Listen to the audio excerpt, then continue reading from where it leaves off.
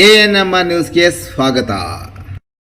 ಭಾವನಾ ಆಸ್ಪತ್ರೆ ನಗರಸಭೆ ಹಿಂಭಾಗ ಎನ್ಆರ್ ಬಡಾವಣೆ ಚಿಂತಾಮಣಿಯಲ್ಲಿ ಸಂಪೂರ್ಣ ಡೆಲಿವರಿ ಹಾಗೂ ನವಜಾತ ಶಿಶು ಆರೈಕೆ ಎನ್ಐಸಿಯು ಸೌಲಭ್ಯ ಸಮೇತ ಒಂದೇ ಸ್ಥಳದಲ್ಲಿ ಸಂಪೂರ್ಣ ಚಿಕಿತ್ಸಾ ಸೌಲಭ್ಯ ನೀಡುವ ಏಕೈಕ ಆಸ್ಪತ್ರೆ ಭಾವನಾ ಆಸ್ಪತ್ರೆಯಾಗಿದ್ದು, ಆಧುನಿಕ ಮೂಲ ಸೌಕರ್ಯ ಮತ್ತು ನವೀನ ಸೌಲಭ್ಯಗಳು, ಎಲ್ಲ ರೀತಿಯ ಇನ್ಶೂರೆನ್ಸ್ ಸೌಲಭ್ಯಗಳು, ಕ್ಯಾಶ್ಲೆಸ್ ಇನ್ಶೂರೆನ್ಸ್ ಸಹಿತ ಸೌಲಭ್ಯಗಳು ಸಿಗಲಿದೆ.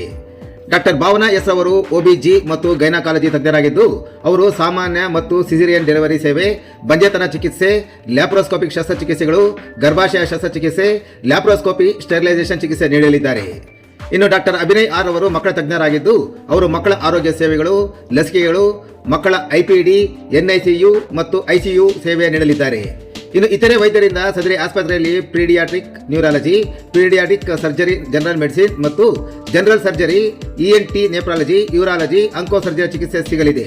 ಇನ್ನು ಹೆಚ್ಚಿನ ವಿವರಗಳಿಗೆ ಸಂಪರ್ಕಿಸಿ ಭಾವನಾ ಆಸ್ಪತ್ರೆ, ನಗರಸಭೆ ಹಿಂಭಾಗ, ಎನ್ಆರ್ ಬಡಾವಣೆ, ಚಿಂತಾಮಣಿ. ಮೊಬೈಲ್ ಸಂಖ್ಯೆ 7899001345.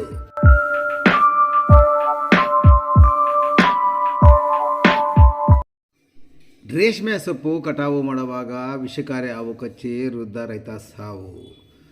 ತೋಟದಲ್ಲಿ ರೇಷ್ಮೆ ಸೊಪ್ಪು ಕಟಾವು ಮಾಡುತ್ತಿದ್ದ ವೃದ್ಧ ರೈತರೊಬ್ಬರಿಗೆ ವಿಷಕಾರಿ ಹಾವು ಕಚ್ಚಿದ ಪರಿಣಾಮ ಅವರು ಆಸ್ಪತ್ರೆಗೆ ಸಾಗಿಸುವ ಮಾರ್ಗ ಮಧ್ಯೆ ಮೃತಪಟ್ಟಿರುವ ಘಟನೆ ಚಿಕ್ಕಬಳ್ಳಾಪುರ ತಾಲೂಕಿನ ಹೊಸಗುಡ್ಡೆ ಗ್ರಾಮದಲ್ಲಿ ನಡೆದಿದೆ.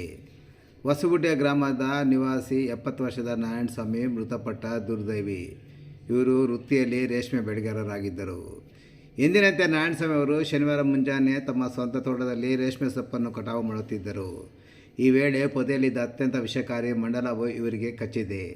ಹಾವು ಕಚ್ಚಿದ ತಕ್ಷಣ ತೀವ್ರ ಅಸ್ವಸ್ಥಗೊಂಡ ಅವರನ್ನು ಗಮನಿಸಿದ ಕುಟುಂಬಸ್ಥರು ಹಾಗೂ ಸ್ಥಳೀಯರು ತಕ್ಷಣವೇ ಚಿಕ್ಕಬಳ್ಳಾಪುರ ಜಿಲ್ಲಾ ಆಸ್ಪತ್ರೆಗೆ ಕರೆದೊಯ್ಯಲು ಮುಂದಾಗಿದ್ದಾರೆ.